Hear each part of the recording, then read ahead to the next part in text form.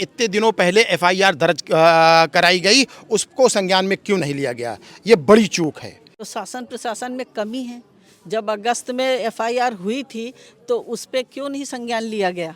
अगर उस पर लिया जाता तो आज ये दुर्घटना इतनी बड़ी ना होती। अगर सरकार को देना है तो 4 हत्याएं हुई हैं, 4 करोड़ रुपया दे कि उसका परिवार जो शेष है वो सुरक्षित ढंग से रहे। कि राहुल जी से कल बात भी करवाई गई थी इनके घर वालों से, तो हम लोग पूरी कोशिश में हैं कि इनको हर तरीके से जो है मदद मिले और इनको सुरक्षा मिले। नमस्कार दोस्तों, मैं हूं आर के निषाद। स्वागत करता हूं आप सबका दर्शक न्यूज़ 24 में। आज हम फिर से पहुंचे हैं उत्तर प्रदेश के रायबरेली जिले के सुदामापुर गांव में। यह वही सुदामापुर गांव है जहां से ताल्लुक़ रखते थे शिक्षक सुनील। और शिक्षक सुनील की अगर बात करें तो बता दें कि इकलौता घर का वो चिराग था सुनील जो अब बुझ गया, और शायद माँ बाप अब भुला नहीं पाएंगे क्योंकि इकलौता सहारा था सुनील। और बता दें कि जब से ये घटना होती है तो सुनील के घर पे तमाम लोगों का आवागमन शुरू है। सामाजिक लोग और समाजसेवी लोग, तमाम अलग अलग दल के नेता, सब लोग जो है कहीं ना कहीं सुनील के घर पर आकर अपनी शोक संवेदना व्यक्त कर रहे हैं। और बता दें कि सुनील का जो इस समय घर है वो छावनी में तब्दील हो गया है। दोस्तों सहयोगी से कहेंगे थोड़ा सा इधर दिखाने का काम करें। निरंतर लोगों का आवागमन यहाँ पर जारी है। जो भी सुनता है इस खबर को वो कहीं ना कहीं इधर खींचा हुआ चला आता है। आज हमारे साथ तमाम सामाजिक कार्यकर्ता और नेता, तमाम लोग मौजूद हैं। सब लोगों से बारी बारी से परिचय कराते हैं और इन लोगों से बातचीत करने का प्रयास करते हैं कि दरअसल ये लोग इस घटना को किस नज़रिए से देखते हैं, या फिर परिवार वालों से इन्होंने क्या बातचीत की, आगे क्या कुछ ये लोग उनके लिए करने वाले हैं। क्या परिचय हुआ मैम? कुसुमलता, पीसीसी उत्तर प्रदेश। अच्छा। आज आप आई हैं सुनील के घर पर शोक संवेदना व्यक्त करने। कैसे देखती हैं आप? इतना बड़ा मामला हो जाता है, पूरा उत्तर प्रदेश गूंज जाता है इस मामले से, कहीं ना कहीं दहल जाता है। तो शासन प्रशासन में कमी है। जब अगस्त में एफआईआर हुई थी तो उस पर क्यों नहीं संज्ञान लिया गया? अगर उस पर लिया जाता तो आज ये दुर्घटना इतनी बड़ी ना होती। वो चंदन वर्मा जेल में होता और वो कुछ नहीं कर सकता था। लेकिन अगर प्रशासन सोया हुआ है, कुछ कर ही नहीं सकता, और ऐसे ही प्रदेश में ऐसे ही एक्टिविटी होती रहेगी तो ये कांड होते रहते हैं, ऐसे होते रहेंगे। क्योंकि वो तो सोया हुआ है, बिल्कुल काम ही नहीं कर रहा। अगस्त की बात थी और इतने दिन बाद ये घटना हुई है, तो क्यों नहीं अब तक संज्ञान में लिया गया? जैसा कि इनको द्वारा बताया जा रहा है कि एक बार नहीं, 2 बार नहीं, बल्कि कई बार संबंधित थाने में प्रशासन को जो है अवगत कराया गया था कि हमें ऐसा ऐसा खतरा है और फला व्यक्ति से खतरा है, लेकिन उसके बावजूद उस मामले को नज़रअंदाज किया गया। शायद समय रहते इस मामले को संज्ञान में ले लिया गया होता तो शायद इतनी बड़ी घटना ना हो पाती। हाँ, वही समय रहते अगर कर लिया जाता तो ये नहीं होता। आज पीड़ित परिवार कितना दुखी है, और उसके साथ साथ सभी दुखी हैं कि उनका कोई सहारा नहीं रहा। वो सर्विस पे था, उसी से खर्चा चलता था। अब इनके लिए क्या होगा, ये प्रशासन क्या कर सकता है, ये उनको करने की बात है कि कहाँ तक वो इनको मदद कर पाएंगे। वैसे हमारे यहाँ कांग्रेस के जितने भी हैं नेता हैं या सांसद हैं, सब आ चुके हैं, मिल चुके हैं, और वो पूरी मदद करेंगे, आर्थिक मदद भी करेंगे, और वो सहयोग भी हर तरीके से कर रहे हैं और करेंगे।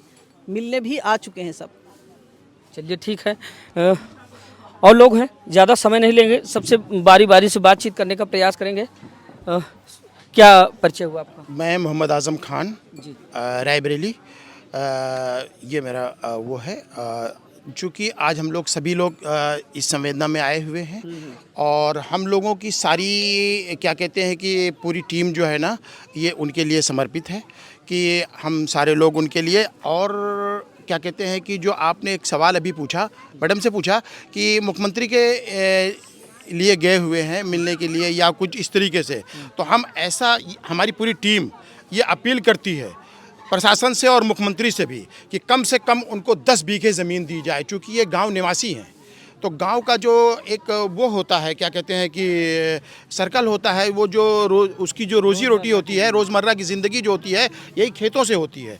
तो हम ऐसा उनसे डिमांड करते हैं मुख्यमंत्री आदित्यनाथ जी से कि कम से कम 10 बीघे ज़मीन इनको जो है ना अलॉट की जाए, और उस चूँकि एक भाई अभी फिट है तो उसके लिहाज उनको तत्काल में नौकरी दी जाए, सरकारी नौकरी दी जाए, और उसके अलावा उनके पिताजी को और कुछ कैश के रूप में सहायता की जाए। लेकिन हम इतना ज़रूर कह सकते हैं कि चूँकि इतने दिनों पहले FIR दर्ज कराई गई, उसको संज्ञान में क्यों नहीं लिया गया, ये बड़ी चूक है, ये बड़ी चूक है। और आगे की जो है ना इस तरीके की कोई घटना ना हो, इसके लिए जो है ना प्रशासन को चाहिए कि चाक चौबंद हो जाए। कहीं ना कहीं ये बड़ी प्रशासनिक लापरवाही है। बिल्कुल बिल्कुल बिल्कुल, इसमें कोई दो राय नहीं है। चलिए ठीक है, आगे बढ़ते हैं। तो अभी हम अगले स्टेप में बढ़ते हैं। परिचय करवाते हैं आपका, क्या परिचय हुआ? राम खिलौन पासी एडवोकेट। आज आप सुनील जी के गांव में आए हैं और अब यह मामला पूरे उत्तर प्रदेश में इस समय तैर रहा है, सुर्खियों में है। कैसा न्यायिक दृष्टिकोण देखते हैं आप? जंगल राज है यार, उत्तर प्रदेश में जंगल राज है। लेकिन ये संविधान के सहारे जीवित हैं, जो भी है गरीब। हम शेड्यूल कास्ट की बात तो करते ही हैं, लेकिन जो भी गरीब है उसको न्याय, हक और रोटी रोजी सब संविधान से मिलता है।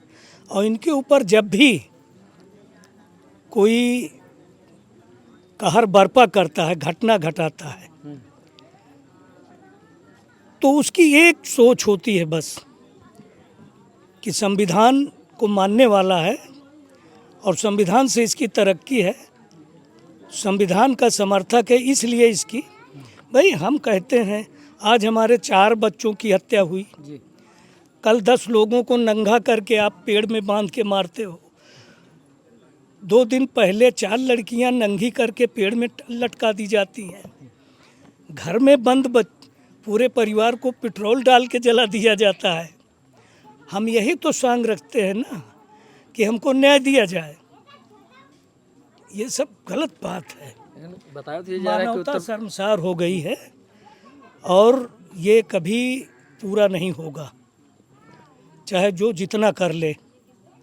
अगर सरकार को देना है तो 4 हत्याएं हुई हैं, 4 करोड़ रुपया दे कि उसका परिवार जो शेष है वो सुरक्षित ढंग से रहे।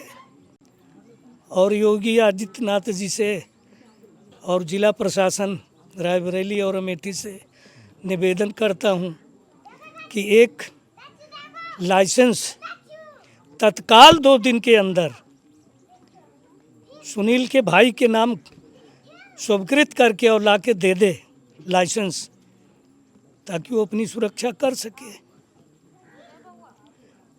बाकी ठीक है, पुलिस का काम है, वो अपना काम करे। पुलिस अन्याय न होने पाए, FIR परिवार को मिल जाए। अभी तक FIR कॉपी नहीं मिली। अब पूछने पर तो यही पता चला कि FIR की कॉपी अभी पूरे परिवार को नहीं मिली है। कौन इन्फॉर्मेंट है, मुकदमा कैसे, घटना का क्या विवरण दिया गया है, ये सब परिवार, दुखी परिवार है, पीड़ित परिवार को मिलना चाहिए। इस पर हमारे नेता, सांसद अमेठी, हम सब के जो है अगुआ KL शर्मा साहब आए थे, 2 बार आए। प्रदेश अध्यक्ष अजय राय आए, उनके साथ आए। और यहाँ के सांसद जो दलितों के लिए लड़ रहे हैं, सिर्फ दलित के लिए वो आदमी लड़ रहा है, हम सब उनके साथ हैं। उनसे वार्ता हुई, हो सकता है राहुल जी आ जाएं, इनको न्याय मिलेगा। कांग्रेस जहां न्याय है, जहां स्वतंत्रता है, जहां अधिकार है, वहां कांग्रेस है। चलिए ठीक है। और इधर आ जाए, ऐसे आ जाए थोड़ा सा। चलिए ठीक है, क्या परिचय हुआ आपका? मेहंदी हसन, उत्तर प्रदेश कांग्रेस कमेटी सदस्य। जी, आज आप पीड़ित परिवार के घर पर आए हैं तो क्या न्यायिक दृष्टिकोण होगा, आप मतलब कि क्या लगता है आपको किस तरह का न्याय होना चाहिए? हम लोगों की तो यही इच्छा है कि हमारे सांसद जी कल ही आए थे हाँ और अभी जो है हो सकता है कि राहुल जी का भी जो है दौरा हो, क्योंकि राहुल जी से कल बात भी करवाई गई थी इनके घर वालों से। तो हम लोग पूरी कोशिश में हैं कि इनको हर तरीके से जो है मदद मिले और इनको सुरक्षा मिले। जैसा कि जो है बड़े बेटे के लिए जो है ये बात आ रही है, तो उनको भी सुरक्षा मिले और इनको आर्थिक मदद मिले, क्योंकि वही एक आदमी था जो परिवार को चलाता था। आज जो है वो आदमी ना होने की वजह से इनका परिवार एकदम जो है अकेला हो गया, आर्थिक जो है दृष्टि से जो है बहुत कमज़ोर हो गया।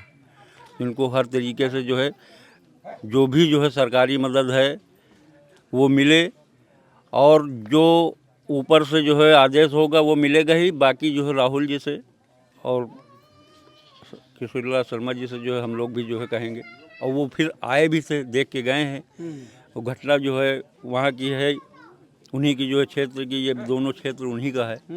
तो हर तरीके से इनको मदद मिलेगी, हम लोग यही चाहेंगे। और बाकी जो घटना हुई है अब उस पर जो है कोई राजनीतिक मामला नहीं, ये अगर जो है पहले ही से जो है अगर इस पर जो है देखा जाता, और हमको तो लगता है कि कोई राजनीतिक दबाव था जिस वजह से जो है पुलिस प्रशासन इस पर जो है अमल नहीं कर रही थी, वरना 1.5 महीने पहले जो प्रार्थना पत्र दिया, दिया गया था उस पर अगर अमल करते तो शायद जो है इन बच्चों की जो है जान बची। जान बच जाती। चलिए ठीक है, तो आइए, क्या परिचय हुआ आपका? यमुना प्रसाद। जी, क्या कहेंगे इस पूरे प्रकरण को लेकर, आपकी क्या राय है, कैसे देखते हैं आप इसको? जैसे इसको पूरा समाज देखता है उसी तरह से हम भी देखते हैं। समाज का देखने का तरीका कुछ और हो सकता है, लेकिन आपका नज़रिया क्या है जिस तरह से इस घटना को अंजाम दिया जाता है? ये नृशंस हत्या है, निर्मम हत्या है। ऐसी घटनाएं नहीं होनी चाहिए। उत्तर प्रदेश में लॉ एंड ऑर्डर को लेकर बड़ी बड़ी बातें की जाती हैं, ये सदैव बातें होती रही हैं, होती रहेंगी, लेकिन अपराध मुक्त नहीं हो पाएगा, नहीं हो पाएगा। क्योंकि ये अपराध ही युक्त है। अपराधियों कभी संभावनाएं पाई जाती हैं, जैसा कि अब आपने ही कह दिया कि अपराध मुक्त नहीं होगा, तो कभी वो दिन है क्या कि जब ये अपराध मुक्त? नहीं, मुझे तो नहीं लगता। समय चक्र है, चलता रहेगा। चलता रहेगा। चलिए ठीक है, दोस्तों बता दें कि आज हम रायबरेली के सुदामापुर गांव मौजूद थे, जहां से हमने शिक्षक सुनील के घर से कवरेज आप लोगों को दिखाई कि यहाँ का जो गमज़दा माहौल है वो आपने देखा ही। और बता दें कि जब से यह घटना प्रकाश में आती उसके बाद से जिसने भी सुना, जिसने भी जाना, उसके पैरों के नीचे से ज़मीन खिसक गई। लोग बाग सदमे में हैं कि आखिरकार इतनी बड़ी घटना को अंजाम दिया जाता है, और जिसकी जानकारी प्रशासन को लगभग 1 महीना पहले से दी जाती है, उसके बावजूद शासन प्रशासन की थोड़ी सी इसमें असतर्कता पर सवाल खड़े हुए हैं, जिसको लेकर लोग बाग चर्चाएं भी कर रहे हैं कि आखिरकार अगर प्रशासन समय से इस मामले को संज्ञान में लिया हो तो आज इतनी बड़ी घटना शायद ना हो पाती। फिलहाल आप लोगों की राय क्या है कमेंट करके बताइए। मिलते हैं किसी दूसरी खबर में, तब तक के लिए नमस्कार।